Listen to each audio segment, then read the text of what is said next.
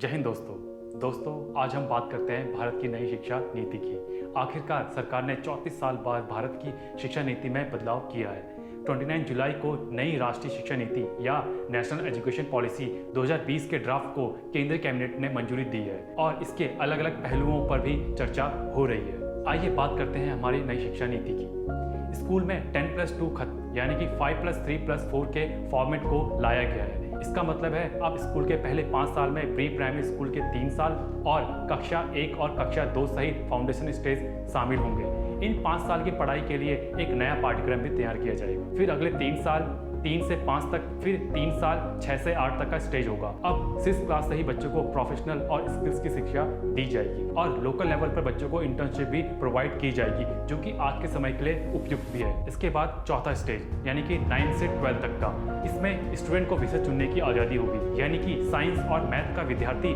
Fashion designing और digital marketing जैसी पढ़ाई कर सकता है। यानी कि बच्चों को केवल अपने सब्जेक्ट तक लिमिटेड नहीं होना पड़ेगा, वे अलग अलग स्ट्रीम के सब्जेक्ट को भी पढ़ सकेंगे। 10वीं और 12वीं की बोर्ड परीक्षाएं आसान होगी। इसे भी सेमेस्टर में डिवाइड किया जा सकता है, यानी कि साल में 2 बार एग्जाम होंगे, जिसमें जोर ज्ञान के परीक्षण का होगा, जिससे रटने की प्रवृत्ति समाप्त होगी। लेकिन सबसे अहम और जो सबसे चर्चा का विषय है उसमें है 5वीं क्लास तक मातृभाषा में पढ़ाई होगी। अगर संभव हुआ तो 8वीं तक की पढ़ाई मातृभाषा में ही हो और इंग्लिश केवल एक सब्जेक्ट के रूप में पढ़ाया जाएगा। अब हम बात करते हैं ग्रेजुएशन की। ग्रेजुएशन में 3 से 4 साल की डिग्री मतलब मल्टीपल एंट्री और एग्जिस्ट होगा, यानी कि अगर विद्यार्थी किसी कारणवश अपनी पढ़ाई छोड़ता है तो उसके लिए क्या फायदा होगा। अगर वो 1 साल में ही अपनी पढ़ाई छोड़ता है तो उसको एक सर्टिफिकेट दिया जाएगा। अगर दूसरे साल में अपनी पढ़ाई छोड़ता है तो उसको डिप्लोमा प्रोवाइड किया जाएगा।